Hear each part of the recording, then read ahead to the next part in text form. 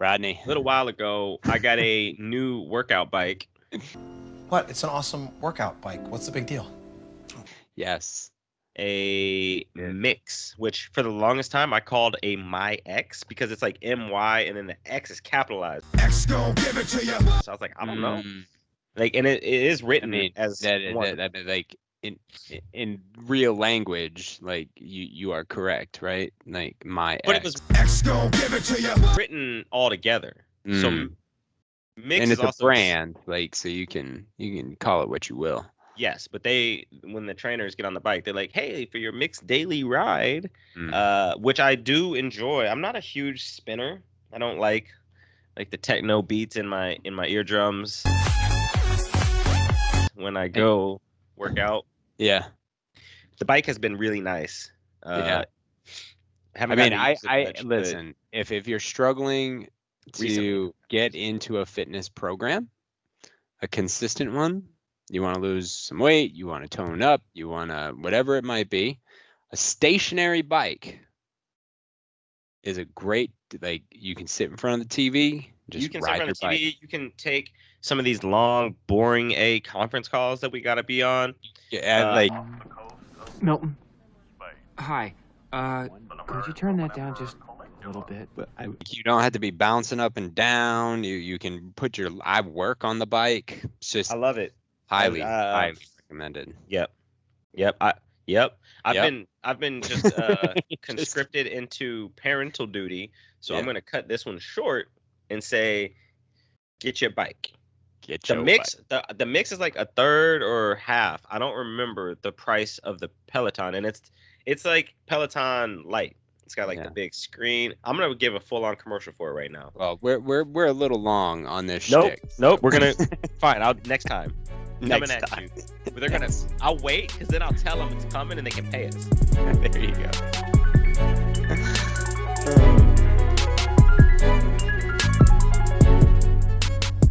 All right, welcome back to the More in Common podcast. I am your co-host Keith, and with my man Rodney. And today we are with Julian A. Lewis II.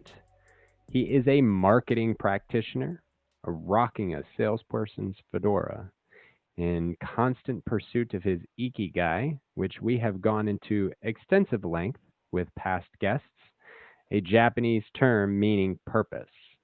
He maximizes his time seeking ways he can make an impact beyond himself. He is currently retired from the corporate world, and he's focused on empowering others through audio as the co-founder of Studio Pod, a podcasting production and media company. He's a recent husband, as in he just got married, and he's an adjunct professor, elevating the next generation as he rises. Welcome to the show, Julian. Thank you for having me. I love that addition to the bio. I'm going to throw that in there. Try to make it a little personal, Yeah. Let people know you. So to start this conversation, this is a question that is near and dear to both of our souls these days. You are, as you put it, a recent corporate retiree. And for the audience watching, you can tell he is not an old gentleman. And for those listening, he is not an old gentleman. So he is not of retiring age. So, I mean, technically you're in your prime earning years by typical standards, right? So you left a stable, well-paying gig at a reputable tech company. Mm-hmm. It's a path that a lot of people have a hard time following to pursue, as you put, their Ikigai.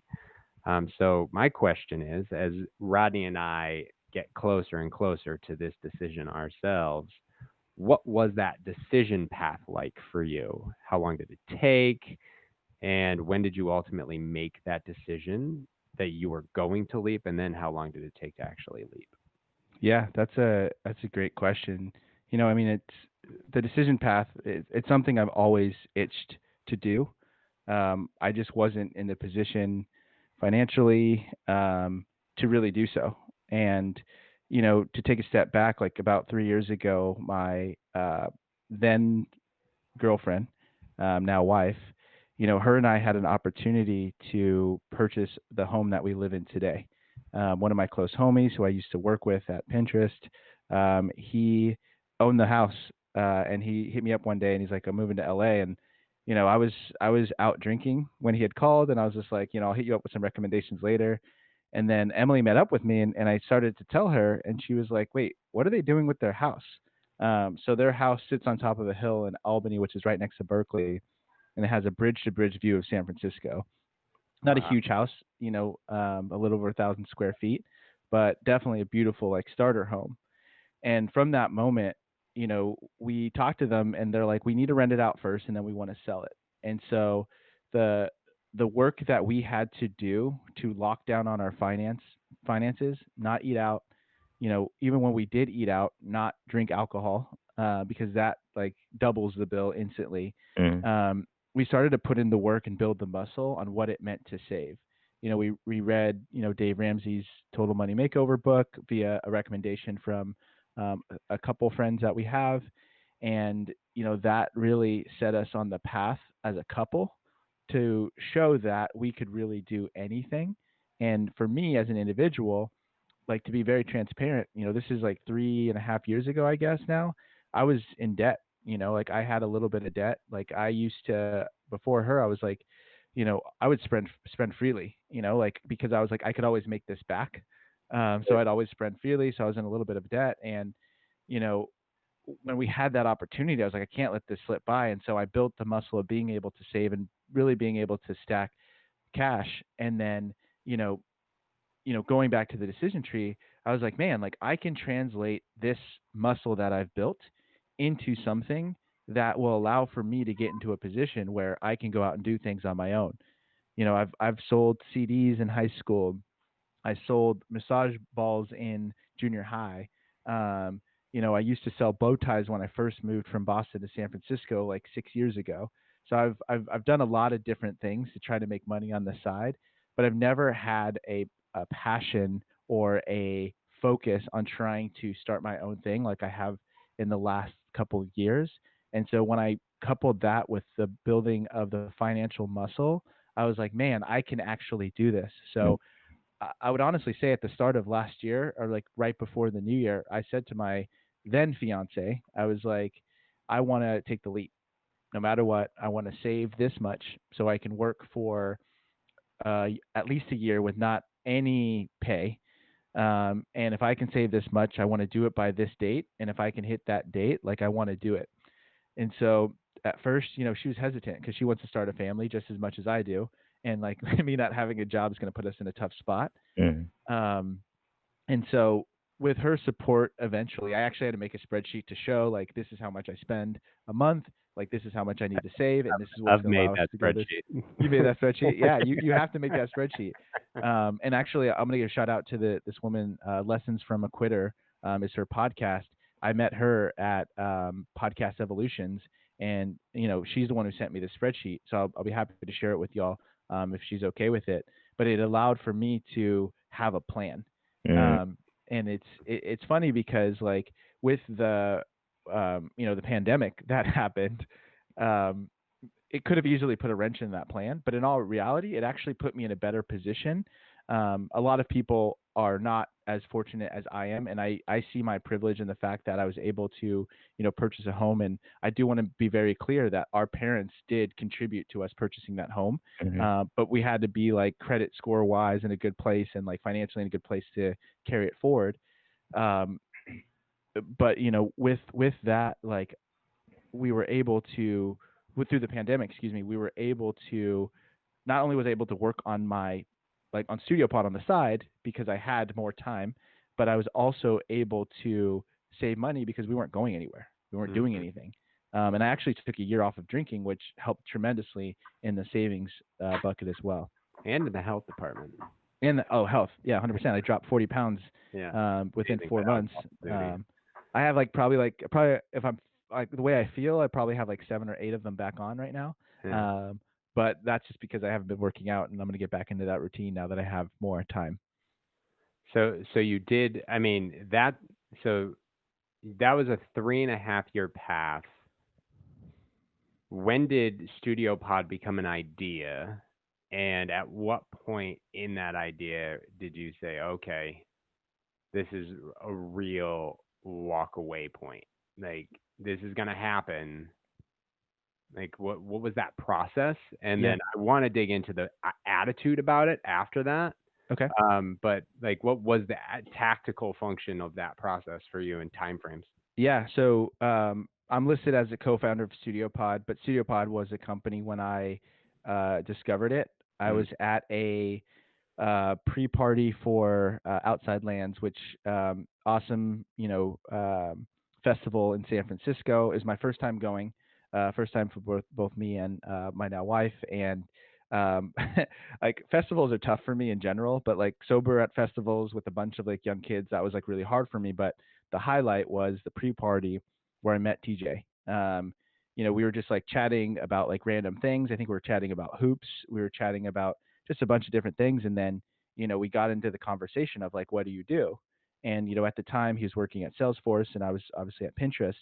And he was like, and I also have like a podcast studio in the Mission.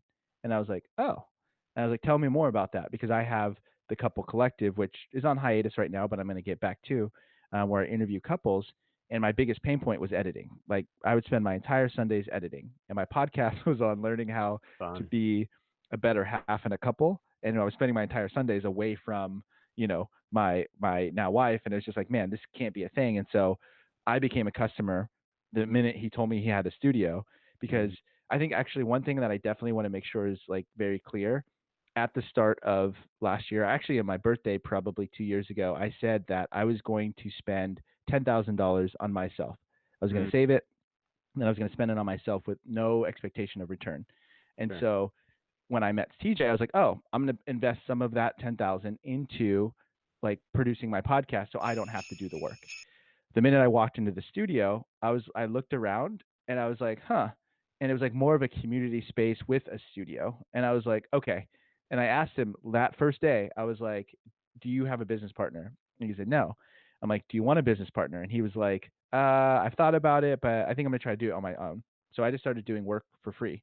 And I started doing work for free, and he saw the value. And then he was just like, yeah, actually, like, let's make this into a partnership. And so that, I think, tactically, it was like I saw the vision of the company that he had started, and I wanted to contribute to it. Now, I'll be honest with you, like regardless of where the company is today, I would have left anyway, because I would have, wanted to spend my time and effort to try to build on what was going on. But we have been fortunate, even through the pandemic, to be able to win a handful of new clients that allowed for us to really start off with good momentum. That's awesome. So you would have left anyway. What was that like, making that decision? So, and this is a very selfish question that we ask anybody who's made this leap, and all good. Of course, anybody that wants to get anything out of this question, like that mentality to just step away. Mm-hmm. Shit's hard. Like, yep. And to just take that leap, like, what was that like for you? Yeah, I should have probably mentioned this earlier, but the gentleman whose house I bought is a gentleman, great dude, lives in LA now because I live in his house. And when he left Pinterest, he showed me a paycheck that he got from doing work outside of the company.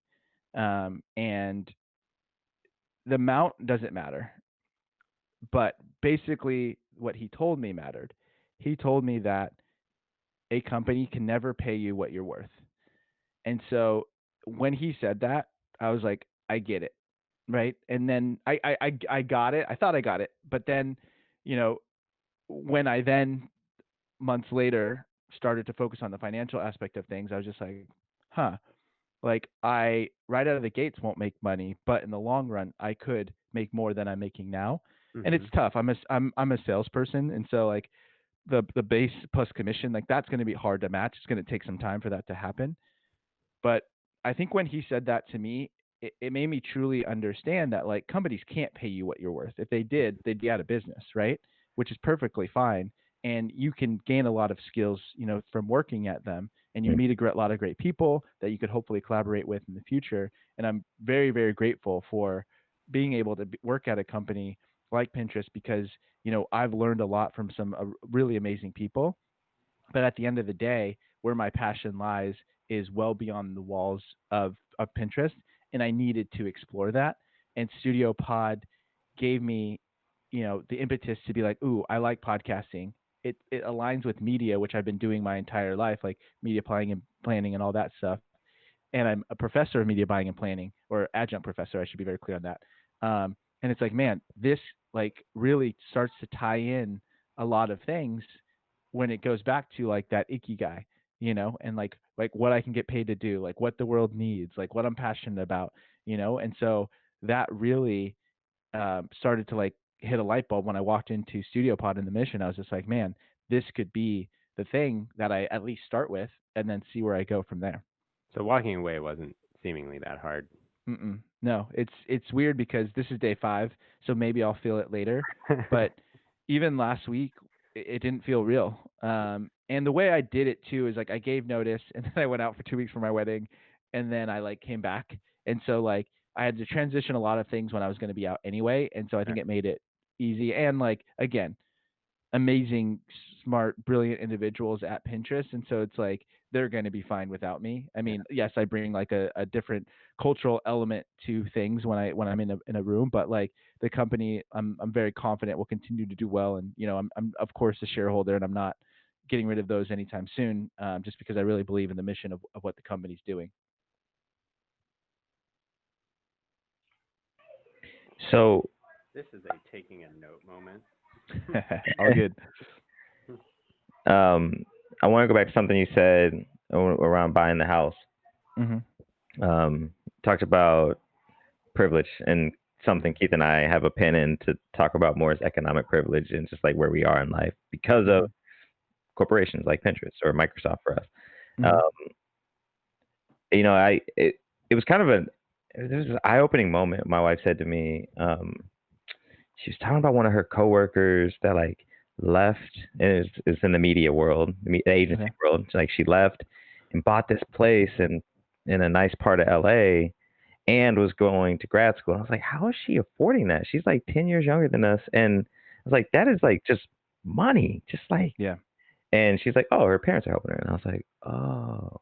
And so like it started like really just thinking about the generational wealth thing and how it plays out down the road, like just how a lot of different things are able to happen for certain people. And then when we went to buy our first house, like our parents helped us with down payment and whatnot. And going into it, I was like, I have to do this all on my own. I can't have any help. But the reality is, like, that's what a lot of people get help, and that's what it's built for. Like, or it's a way to do it. Not everybody does, but it's a way to do it. And I like that you called that out, and that the privilege in the moment. And did you have any struggle with that yourself, or were you cool with it? No, I think I was cool with it. So it's the funny thing about it is both Emily and I, we have older siblings, and like both of our folks helped them with their first places. And so it wasn't expected, but it was just like, okay, I see the value in this. And I also see that, my goal is to help my parents out as much as I can in the future, right? Like, and I do see that the amount of effort that they put in to get to a point, because both of our parents, and I don't want to speak too much for Emily's parents, but both of our parents like fought to get to where they are, and fought to be able to save, to be able to help their children to buy their first homes. And so, we're gratefully appreciative of that. And for me, it's just lit a fire of like, okay, we got this now, and like let us continue to do this so we can be in a position to help our children, or help you as you're aging, but then also help our children in the same way that they're helping their parents, and being able to help us at the same time. So there's a interesting I always like to make comments on privilege. Yeah. In that, like, we all have it in some fashion, and I think it's important to discuss, to understand that when privilege comes up, it's not just one thing over the other, and that nobody does it themselves. And anybody who does, like, literally was born and thrown on a street and then made to survive as a baby, which doesn't happen.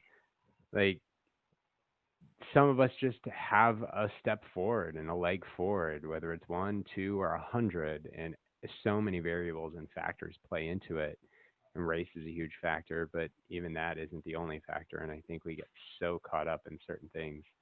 To recognize our own privileges is important, because then it helps us understand where other people are falling, or aren't able to do the same things that me, as a white male who was able to have financial stability because of my parents and all of that other stuff, that my grandfather built my mom's house for free, and all she had to do was pay for labor, right?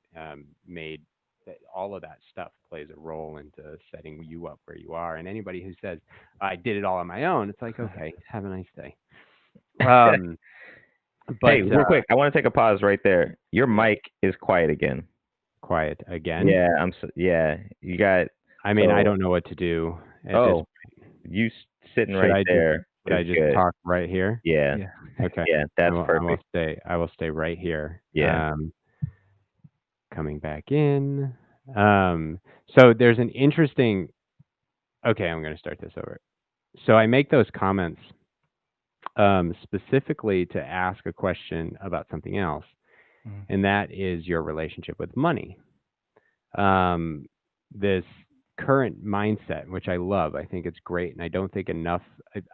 I don't think enough people, and I'll call out race. I don't think enough white people think this way anymore. Is taking care of, like, intentionally thinking about our parents as less than a burden and more of a responsibility and someone to help. I think we think about it more. It's like, I'm gonna have to take care of my parents, right? I'm gonna have to put them in a home.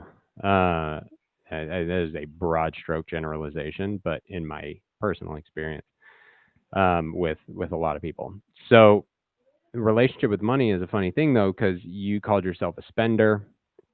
You had to learn how to save and transition into this. So, what was your original relationship with money that forced you to make that pivot, and how hard was it for you to make that pivot? Yeah, I mean, it was like just careless, to be honest with you. And I just remember, even when I graduated college, so let's take a step back, right? So, like, I did work in college, but I didn't necessarily have to.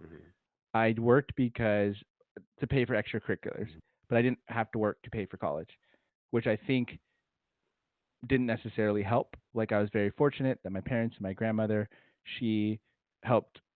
They paid for college. I had $0 of debt when I walked out of college. And so my relationship with money was very careless. Like, I would go out to a bar and be like, "Oh, drinks on me." You know what I mean? And it's just like, for no reason, and it wasn't because I needed the friendships. I just, like, was like a happy person, and, like, would just like spend, and I felt comfortable, like, walking a fine line between living paycheck to paycheck, because, like, if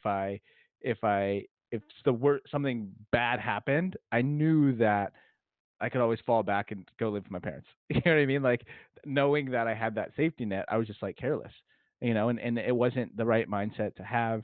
Like, I'm not necessarily like a big shopper on, like, clothes and things like that, although I do enjoy fashion. Though you look good right now. Thank you. But, like, like, with going out, and, like, a lot of it was on, like, entertainment more so than anything. It wasn't necessarily on, like, items.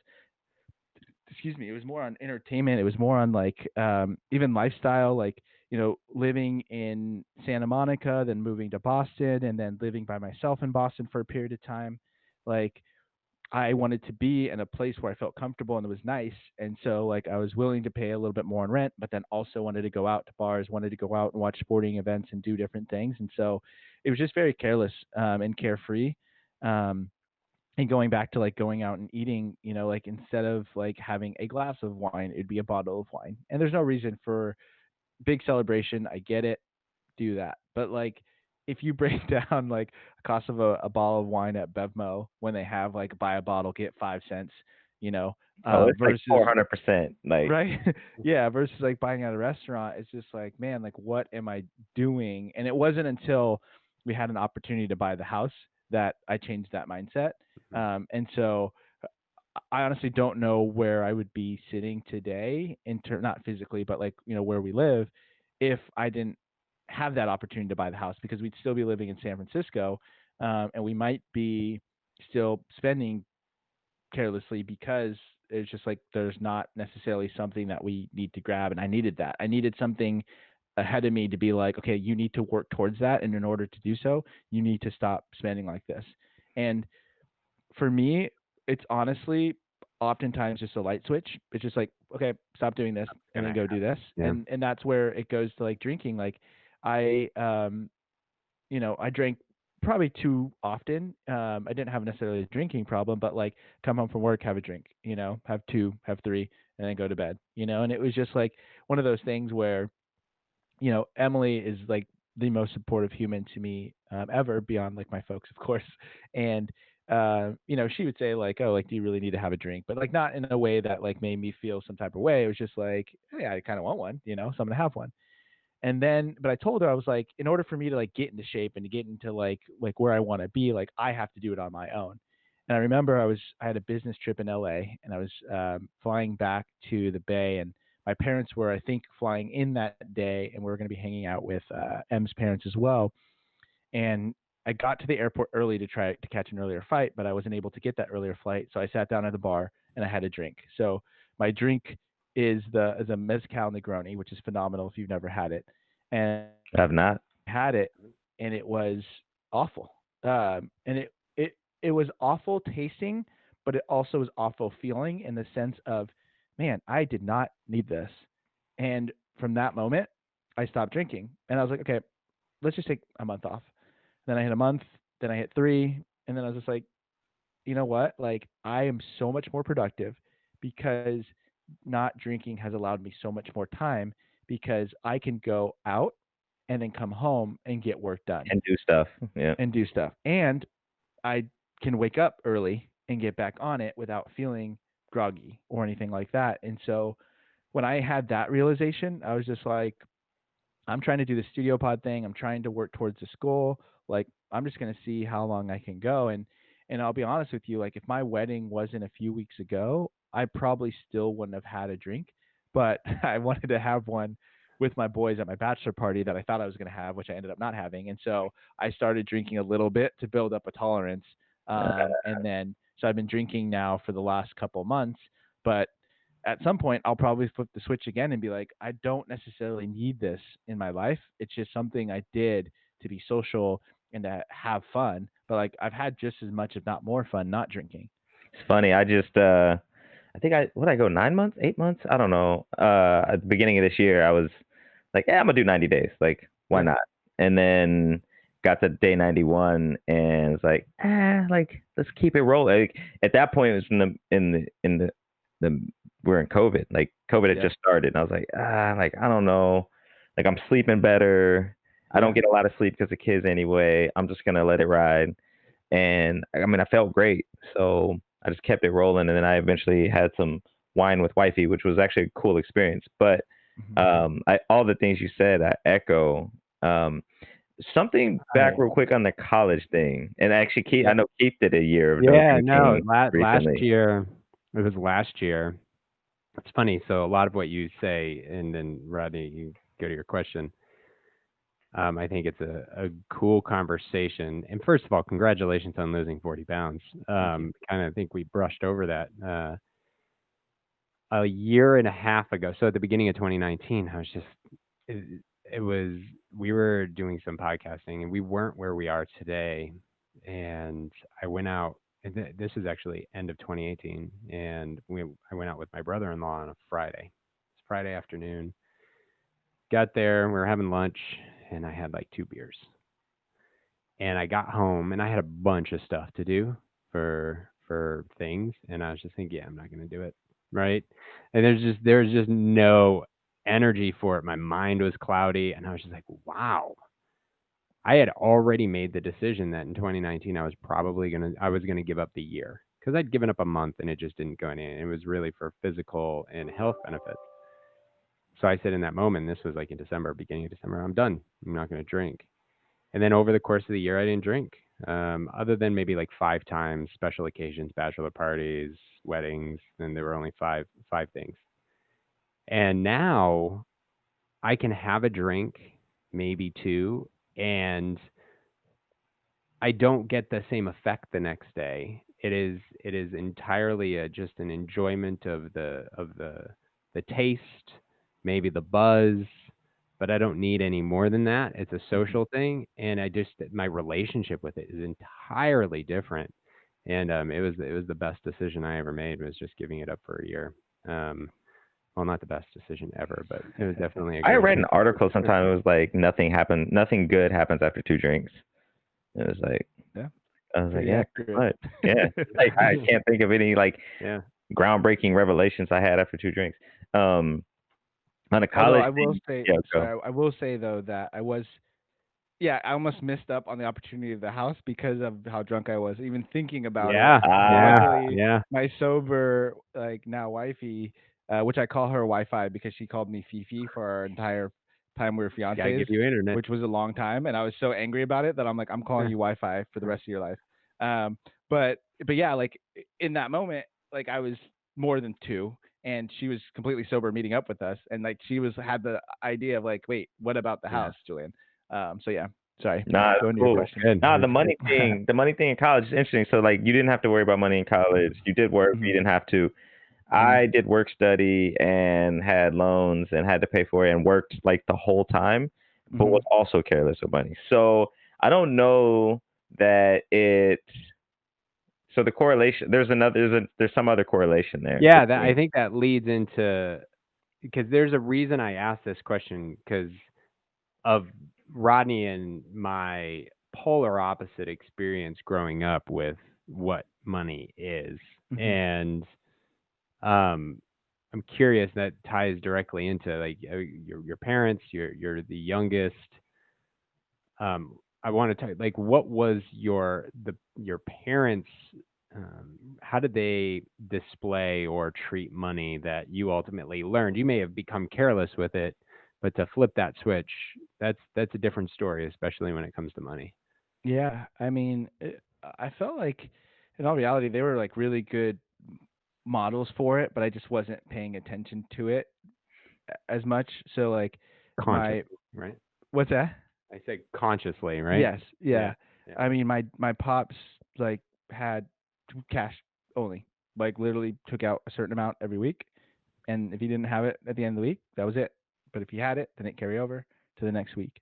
And with also like even when it comes to purchasing vehicles, like my family has way too many cars for the amount of people in the house. But sounds like my dad, my dad did not buy his first car his first brand new car until I want to say 10 years ago. And so he was 50. And he and my mom had bought new cars for my mom, but never for him. And he always tried to find a used car, Cadillac always. Always tried to find a used car, and good quality car, like good condition. But like that mindset, I think, kind of resonated with me as well. Now, not then. And then my mom does enjoy, like, she does have like an Amazon box that shows up to the house every day, which is kind of like a family joke. Box. Yeah, right? Kind of like a family joke. And so she's probably more like carefree with it. But like anytime I needed money, I could ask them for it.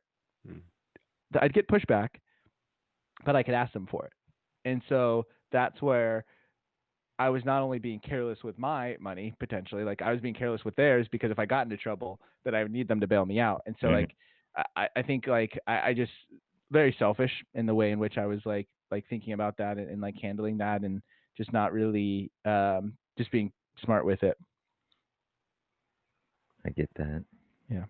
How many siblings do you have? Just one older sister, okay. Yeah. 18 months older in age, but 1 year in school. Okay. What's your relationship like with your sister? Is it good? Yeah, we're much closer now. You know, growing up, we just did our things. We just did things separately. We both played sports, and my dad coaches in our sports, and so like that side of things, I felt like we were closest on. But then like when it came to a lot of other things, we just weren't. But as we grew older, we definitely became a lot closer. She in fact moved up to Oakland, I want to say a little over 3 years ago, and then recently in the past 6 months, we went in on an investment property together in Sacramento. Cool. Without the help of our folks, but we were in that position because of the previous help from our folks. But we went on like a duplex, and so she lives on one side, and there's renters on the other side. That's dope. That's that generational thing. That's yeah. That's cool. Exactly. And that's, you know, like it's funny because like going back to Pinterest, and I talk about all the brilliant people that I worked with, you know, again, the gentleman who house I bought, who showed me that paycheck, like he and I and one other person started Blackboard, which is the employee resource group there. And through that group, you know, there's so many brilliant people. One woman I want to shout out is Ayanna Miller, and she did a presentation on generational wealth and all the investment properties that her and her husband have invested in, plus like a food chain that they have like a couple, at least one, and opening up a second one, shops. And that again was just like, man, like it was one thing to stack wealth to help my parents and to help my children get through college, but there's a whole other thing to try to do it for generations to come.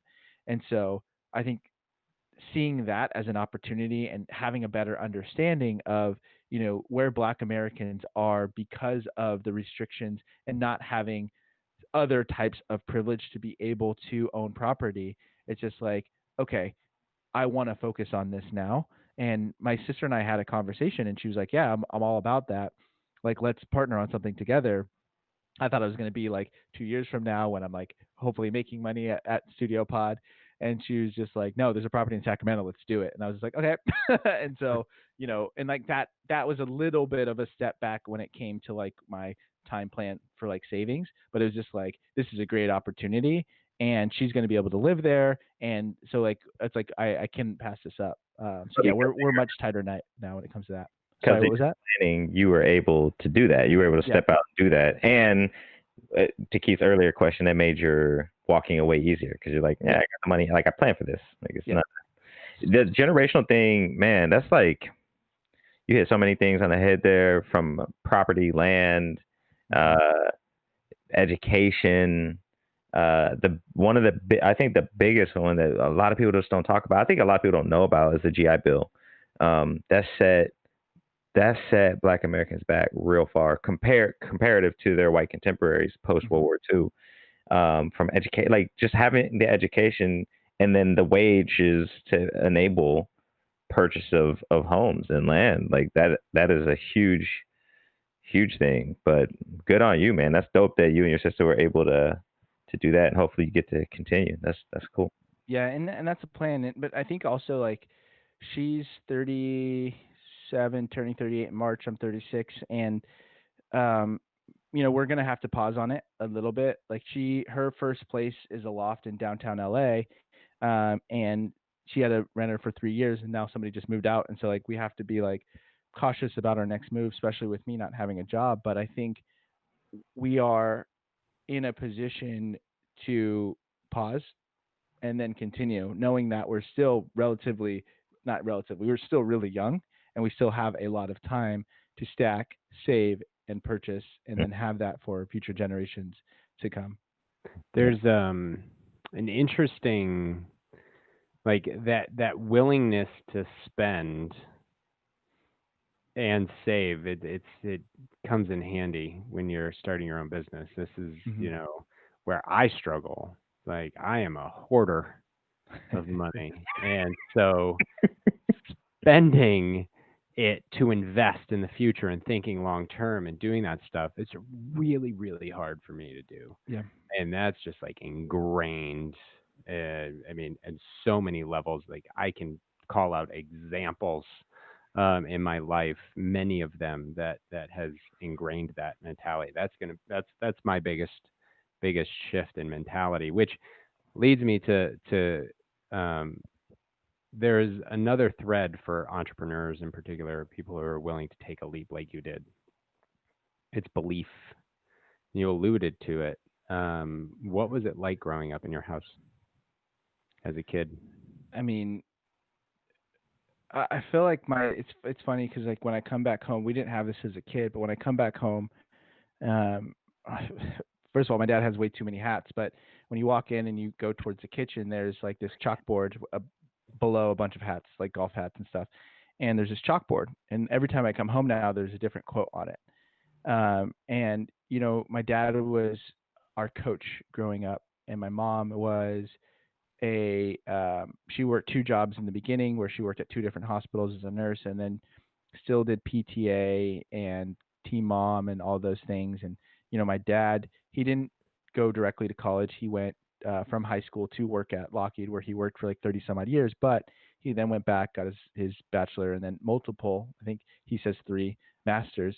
And you know, growing up in my household, the support and them always being present and always basically telling my sister and I that we could do anything helped tremendously. There's absolutely no question about that. And I've always had confidence, specifically in sports, but like I've always had confidence that I could literally do anything.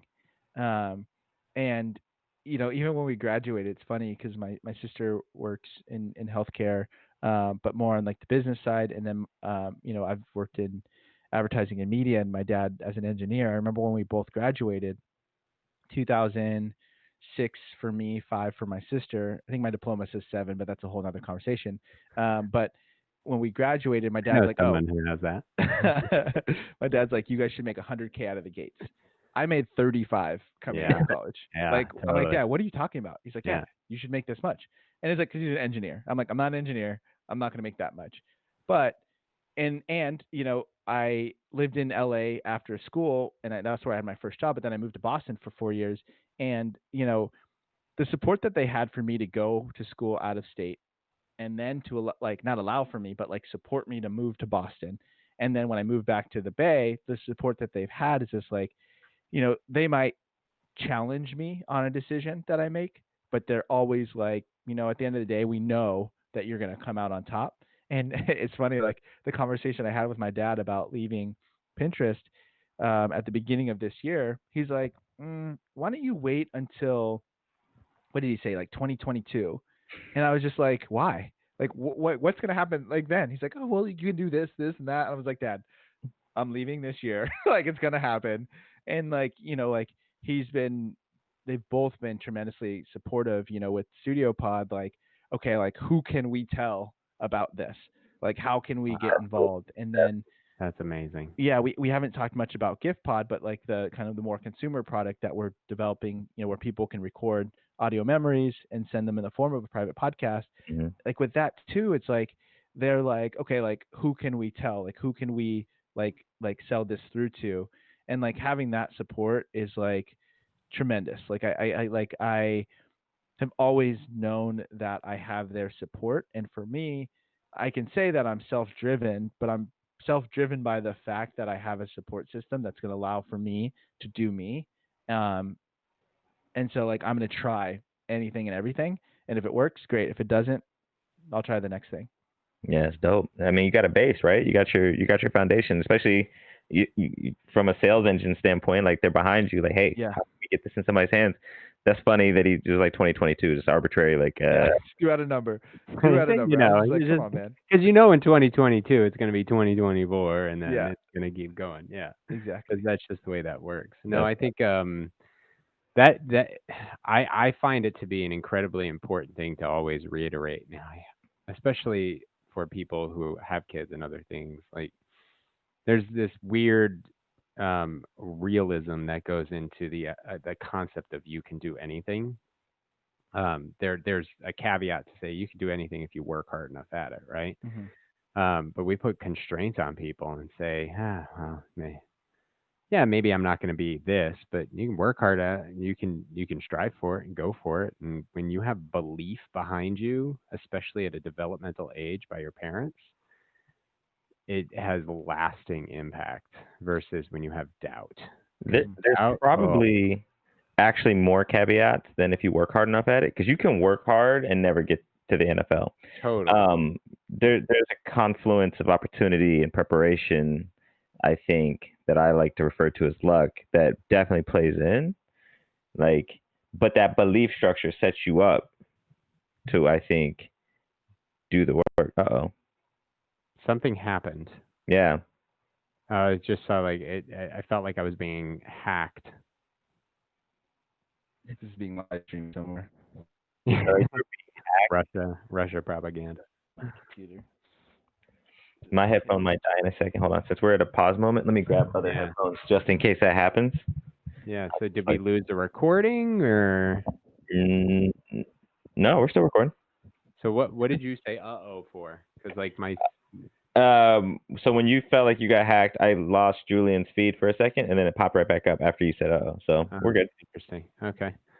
Because it was like I had a window open and it closed, but there was no window open that didn't close. Like it was weird. Meh. I don't know, but I'm glad you said because I was a little concerned. You know. I have another question, but Rodney, I don't know if you had something. The one I do want to add one more thing just on that belief. You know, even with sports, like a lot of things were sports related, and you know, like my family and I don't know if y'all have seen on Netflix the Playbook, but it's a Spring Hill Entertainment, which is LeBron James, Mav Carter, which anything LeBron James I'm following. You will my wife will love this episode. Yeah. But the Playbook is like where they basically interview coaches who have faced different things or who have coached some phenomenal athletes. So the first episode is Doc Rivers, and they talk about the Donald Sterling thing, but then they also talk about the 2008 Celtics. And then the second one is Jill Ellis, the U.S. women's national soccer coach, and talks about like what she did to get them to where they are. Even though they were doing well, they had a bad moment, and how to get them back on track.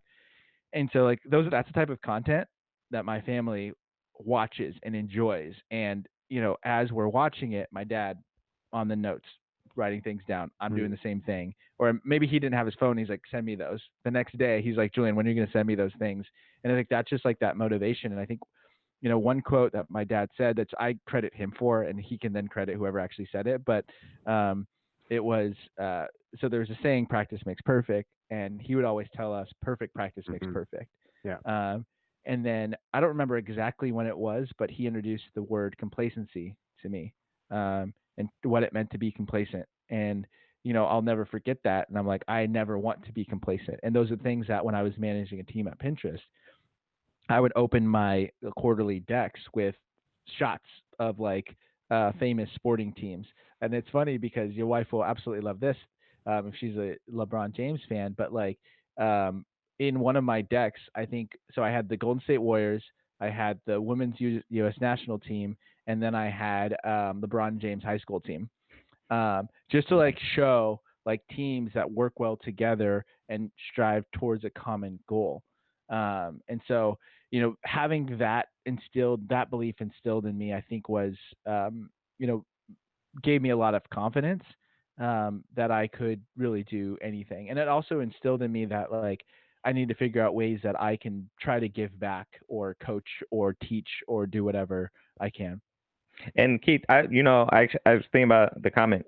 I think like that belief that you can do anything and like hard work is the entry point. Like you gotta, well, actually the entry point is the belief, and then the hard work is like the access. And you gotta start somewhere, right? You gotta start there. Like you're not gonna get in if you don't do the work. Belief, I think it's just so that it's like to believe in somebody and have someone believe in you, especially at an early age, is so powerful It's because Mhm. how do you everything. access that as a kid? And you learn to access that as adult based on like without going too much depth for my experience. I cannot point back to. I mean, my mom believed in me, but I can't point back to all the things that you did. I know she believed in me, but I also grew up in a skeptical household. Like, yeah, you can do anything you want, but right, like, so once you introduce buts and maybes and alternatives, it's like that's where the doubt starts to creep in. It's not Mhm. that's where belief. It's like I know you're telling me you believe in me, but like, is it something I should actually believe in? And Yeah. no matter what, I think we can all pass that on to somebody and just believe in them unequivocally, regardless of results, outcomes, outputs. It's Yeah. like because you'll find it at some point. Like I mean, it might not happen tomorrow, but at some point, there's gonna be a trigger, and it seeds these ideas that eventually will grow. Right? Yeah. And two other things I want to highlight about that, like, belief that my parents had in me, and like like that work ethic. I talked a little bit about, like, how they worked multiple jobs, or like when they got their degrees and all those things. But when it came to school, it was typically my mom on like the English side, my dad more on the math and science side. But like, I couldn't. If I had a writing assignment, I couldn't just do it and turn it in. Like, I did it and it got redlined like crazy, Hmm. and then I had to redo it, and then it got redlined, and I had to redo it, and then I could turn it in. And that's because like they wanted to instill in us that like you can't just like do something to do it. Like, you have to like put everything into it. Um, and so also, like, when it came to like, competition in sport, like, my dad would play me one on one, and homie was not going to like just let me win. Right. Yeah. And like was definitely was not going to let me win. And like, I remember in college, I was maybe a sophomore, and I was like lifting like crazy. Like, I wasn't lifting for any particular reason, but I was getting strong. And I came home, and I was like, my chest was puffed out, and I was like, we're gonna have a competition, squat, bench, and then we're gonna race. So we go to the gym here in our hometown, and so if that was college, my dad was probably, let's see, I graduated in '06, so that was some time ago, like 14 years ago. So my dad was like 46, let's say. Crushed me, absolutely crushed me on bench, crushed me on squats. Like, squats weren't even close, and we raced, and that's where I got him because he pulled up with a hammy. But like, that level of competition, and like, you're not just going to be handed this. Yeah. Like, yeah, we believe that you can do whatever, but like, you have to put in that work to prove that you can achieve these things. Yeah, that's funny. Man, you're just saying that. I'm thinking of my dad. I had a realization a couple of years back that my dad used to always win everything, and I'm like, and we were playing basketball, and he's like, yeah. You remember I used to beat you? I was like, no. I remember you used to change the rules. That's funny. It's a moving target. So I'm good at dynamic situations. Yes, yes, I like it. So just watching the time because I want to talk a bit about gift pod Yeah. as Yeah, I had an idea for that earlier this morning. Okay. But Had a dream there's or something that you said earlier that I wanted to touch on is you talked about your time at Pinterest, that you bring a different cultural element at Pinterest. What do you mean by that? So it's not just Pinterest. I think it's everywhere. Like, I've been one of a few people that look like me when I've stepped into pretty much every company that I've worked at. Um, and so like that alone is like step one in terms of what I bring. But I also, like, I don't know what moment it was where I stopped caring what other people think about me, and I started focusing on what was important to get the job done. And not to say It's that sorry, real quick. If you don't remember the moment, do you have an idea of the time, like the age or the year? Maybe probably freshman year of college, and I guess it was probably tied to.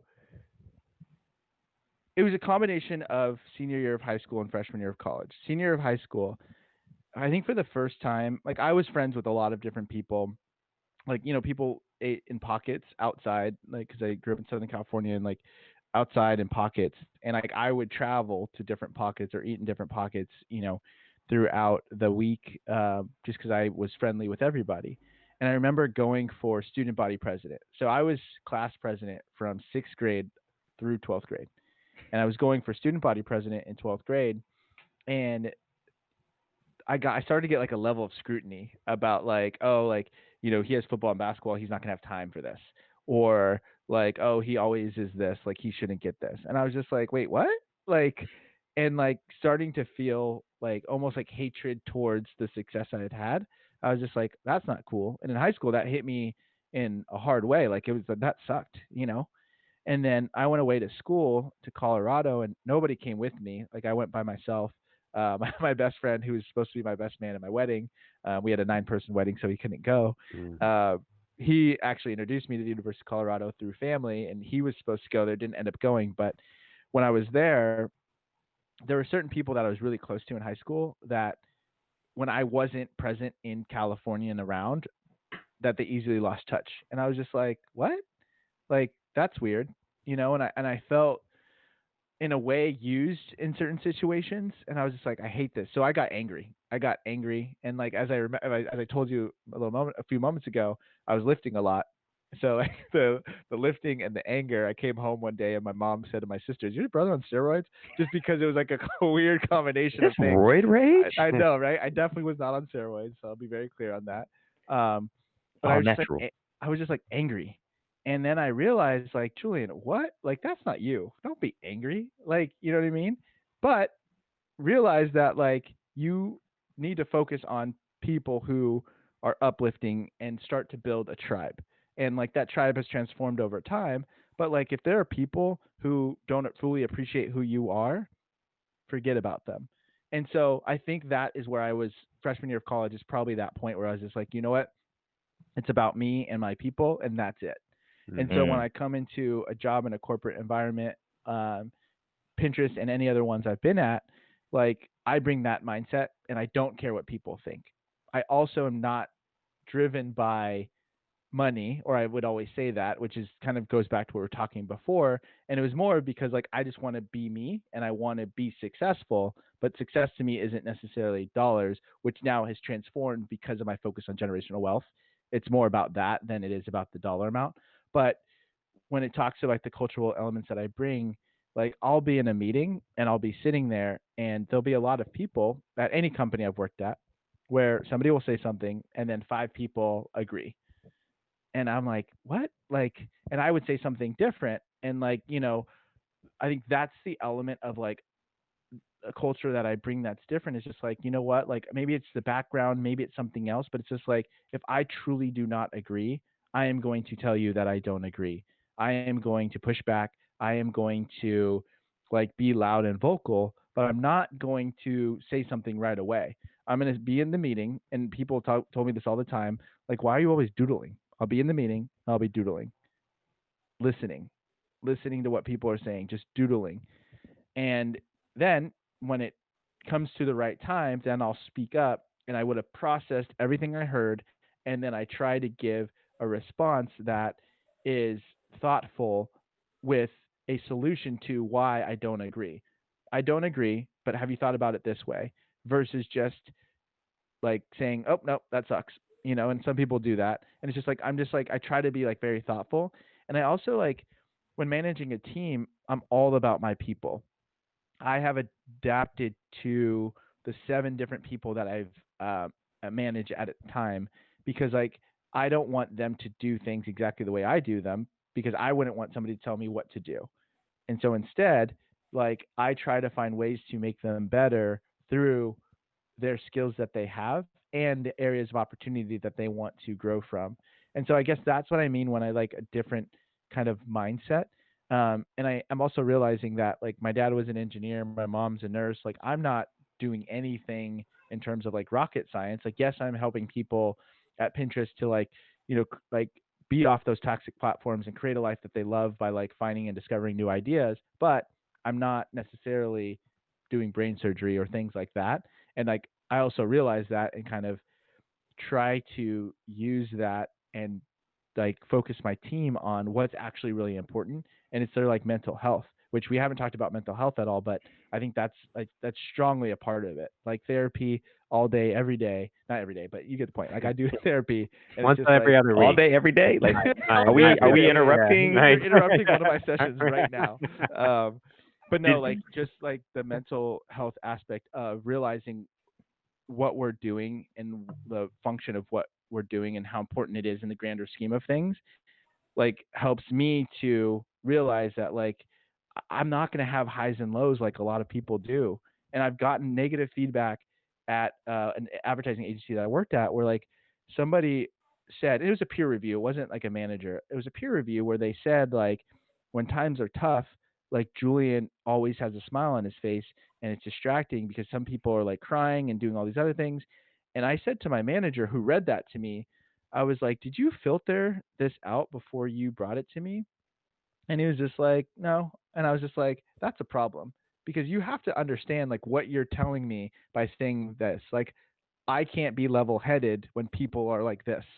And it's just like, that's just like my approach. Like, I'm always going to be even keeled because it's like, at the end of the day, we're not saving lives. And at the end of the day, like, I have my people, I have my purpose or my purpose I'm trying to discover. And this isn't going to change that. So, real quick on the mental health thing, because it's something we love to talk about. Yeah. What's your framework for that? Is that also from your family? Like, were you in therapy? Like, did you experience therapy growing up, or what's your framework? No, I mean, I'm always open to like experiment and try new things. And when my first experience with it was through Talkspace, like so the mobile one where you're just like texting with somebody. Oh. And somebody maybe I saw a commercial or something, and like I was like, I'm going through a lot.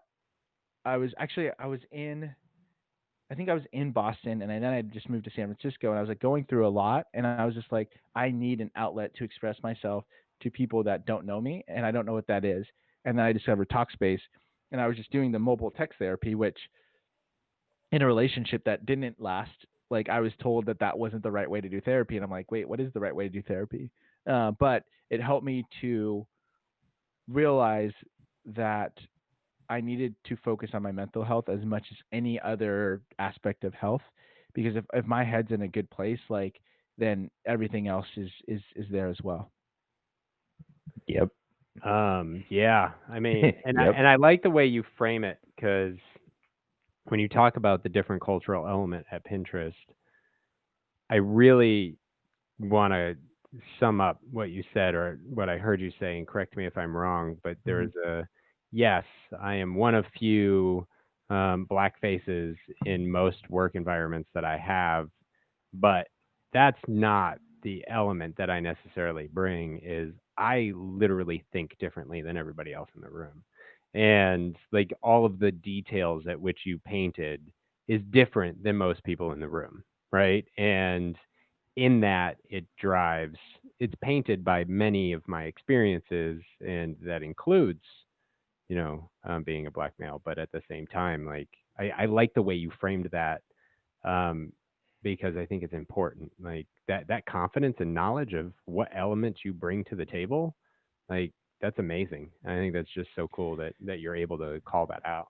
And I think the self-realization of who I am through my parents early on really helped me to have a good idea of who I am. Now, it's an evolving Totally. or revolving Always. door, however you want to say Sure. it. Like, and so I'm continuing to learn more and more about myself, and I'm continuing to seek ways to learn more and more about myself. But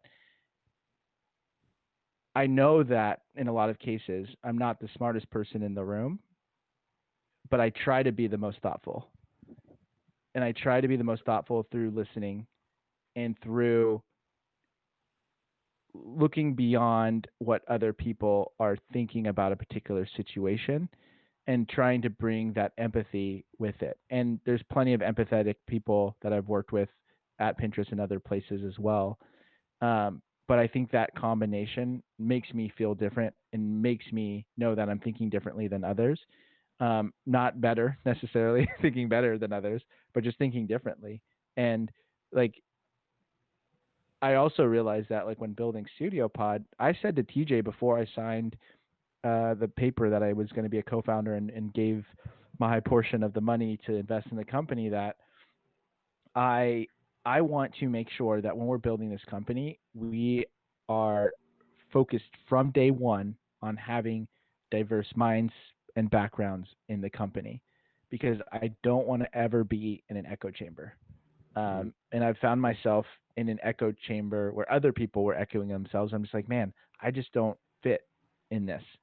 And so when TJ said like, yeah, no question, I was like, okay, like this is the dude that I'm going to partner with to make this happen. I wrote down a little while ago. There's a podcast I'm going to send you. Oh, you may have already heard it. It's a Masters of Scale. Yeah. An episode by about the Netflix culture deck and first order thinkers and hiring to have people that are thinkers. And it's actually a skill and something you have to intentionally do. You can't like, if you just assume you're going to do it, you'll end up in an echo chamber or in a group that just is homogenous. And it's really easy. I think one of the under discussed components of diversity and inclusion in particular is it's really easy to echo other people who look like you. Mm-hmm. Right? So we talk a lot in our consulting practice, about diversity and inclusion, and like there is an opportunity to bring cognitive diversity through experiential diversity with intention to uncover what Julian is bringing to the table. Not he's a black guy, let's hire him. Mm-hmm. Right? And then you get value out of that. You drive, and that's where that's where that comes from. And there's so many broken components of the way it's practiced right now. And I think we can get so far into this, especially there are other notes that I want to ask about. But with 8 minutes to go, tell us about GiftPod. Yeah. So to say it simply, it's an audio memory that you can record and will produce, add music, beautify, and then you can give it in the form of a private podcast, so you can listen to it on a private web listening experience or via our app. And the impetus for that, TJ and I, being that we have a company in Studio Pod where we really focus on empowering through audio, like allowing for voices that aren't normally heard to be heard. That's kind of like the focus of the company. And like where on that side, we focus on podcasting and helping brands and individuals launch podcasts. We're like, there's more here. This is an audio medium. Like there's like the power in like somebody's voice to be heard and shared with like a loved one. And it was around the holidays where we were chatting and, we were talking about like different ways we can think to innovate in audio, not just do the podcasting thing, but innovate in audio. And not to say that this is necessarily innovation, but like we stumbled upon the idea of like memories. And, TJ unfortunately lost his father when he was young to rare disease of sorts, which he honestly doesn't even know a lot about. And he's like on a path to like try to understand that. And we're like, man, like it would have been so cool for him to be able to have his dad's voice recorded on an app that he can listen to. And, the more and more people I've talked to, and it's typically on like the grimmer side of things where it's like, I lost somebody and they like had a voice message. And so like, I try to hold on to this voice message, or they recorded something because they knew they were going to pass on like a cassette tape. And it's just like, man, like I want to be able to capture those memories for people to give to a loved one. And not everybody is comfortable, writing a letter. People are getting more and more comfortable with being on camera and doing those things with video, but a piece of paper can easily get lost. A video, I guess that could be easily discoverable, but that holds a lot of weight, like physically or like literally, because it's just like a heavy file. Yeah. But it's like, and there's something to be said about like letting your guard down when you're just like talking into a microphone or into your phone or into whatever recording device, and just really expressing like how you feel. And I'll be very honest, like, and I'm not going to share this beyond the group that I shared it with, but I recorded a gift pod for people that I encountered at Pinterest. And it was like 15 minutes, and I was sitting in this very chair that I'm in right now, and I just started speaking about how grateful I was for my experience there, and like how much like I really appreciated working with all those different people. I called out different groups that I had worked with, and 4.5 years is a long time. So like I think there was like 400 people that received this thing, and it just felt good to be able to like say that. And like people write their notes and like, oh, stay in touch and all those things. And I ended up sending one just to make sure, like, hey, just a heads up, you're going to get this like weird email with my picture on it that says like, you've received a gift pod. That's just like my love that I wanted to give y'all. And so there's so many different use cases for our wedding. You know, we were supposed to have a 150 person wedding, and it turned out because of COVID, we had 9. You know, it was just our immediate family. And so we asked everybody that was going to be invited to our wedding, like, please send us a note of like congratulations or advice or like a funny memory of us as a couple that you encountered, because you're our tribe and we want to have that memory. Like we didn't get a chance to have you at our wedding, and you know we got a ton of people that like sent that back to us, and now like we have that memory on our phone. That's cool. Both my parents turned 60 this year, so for my mom's, you know, we did the exact same thing. Family, friends, coworkers all recorded things, and they did do one of those like parade drive-by things, but they also, she now has this and she could always remember her 60th birthday. And so we want to like be able to capture multitude of different occasions. You know, one of my favorites is Father's Day. And you're both fathers, so you'll hopefully appreciate this. Like it's weird. I had like 4 of my closest homies. I think all of which, except for one, was going to be in my wedding party. And I reached out. They were first time fathers. I reached out to their wives and I was like, hey, you should record. I'll give it to you for free. You should record a gift pod for your husband and like let me know how he reacts. And like it was just like one, it was beautiful for me to like be the like interviewing producer, to be like, okay, like tell me about this, this, and that. And like I was so proud just hearing these women talk about their husbands who are like some of my best friends, and like how great of humans they've been to them become great fathers. And so that like I actually have chills right now because it was just like so fun to be able to work on that. And so like it's those types of memories that I want to make sure that people can capture. And we're gonna do it through gift pod. And you know, right now it is very much you either get interviewed or you send us your audio and then we produce it. But we're going to continue to evolve like how we kind of build that out. That's super cool. Rodney, I have to cut this as we are just about over. I know it's gone a little too fast. It has been like there's just so many places I would love to keep going on this conversation. But with that being said, since we have time, why don't you ask the man? Firstly, just thank you for joining, and man, kindred spirit. Like there's a lot of similarities in here. I was why I wasn't talking a lot. I was just like reflecting. Like, man, are we the same dude? Oh no! Like so. The funny thing before Rodney, before Rodney, in many cases, like Rodney sees this is he sees himself directly. In a lot of people. Yeah. It's just he has. I see myself in everybody. In everybody. I love that. There are very few times. There are moments where I'm like, oh my God, you're similar personalities. You're similar this. Or like here, I'm like, am I interviewing Rodney? Like there were moments where I was going to ask Rodney the same question I was going to ask you, because like that moment where you stopped caring about what people thought. Like I remember Rodney's moment on that, and he might not, but I remember that. I don't. Period. And I know it wasn't freshman year of college. I'll tell you that. Not. You're far more enlightened. So, like, you're far more enlightened than me. There are a lot of comparisons, so I thought that was pretty cool. Yeah. So anyway, that's awesome. So look, really appreciate you. We ask this every guest at the end of the episode. It is now your audience, and what would you like to leave them with? You know, the thing that I definitely try to tell people is to sit down and evaluate like how much time that you have in a given day.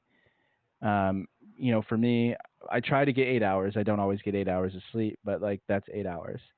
And then if you are working a corporate job, let's say that is 8 hours, and I would try to recommend that you don't give that much more because you're not necessarily going to get that much more out of it by doing that. But that leaves you with 8 hours in your day, and be very thoughtful about how you that 8 hours. And if there are things that are you're itching to try, use those moments to try those things. Use those moments to connect with people. Send them $5 on Venmo, right? And say like, here, have a coffee on me, to reconnect with people. Like, be very, very thoughtful about those 8 hours, and you'll really start to figure out that you can truly unlock like who you are as an individual. Cause that's really what's helped me, is when I've spent that time. We didn't talk about this, but I do have a week that I would take off where I would just spend by myself. And sometimes I'd be productive, sometimes I wouldn't, but it was really to focus and recenter myself. And from there, I realized that I have those 8 hours in every day. Like, let me take full advantage of this. Spend it with the people that really bring you value and bring you joy. And you're going to really, really start to understand who you are, and, just be empathetic to everybody and what they're going through, and don't try to guess, because you really don't know until you actually sit down and have a conversation with them.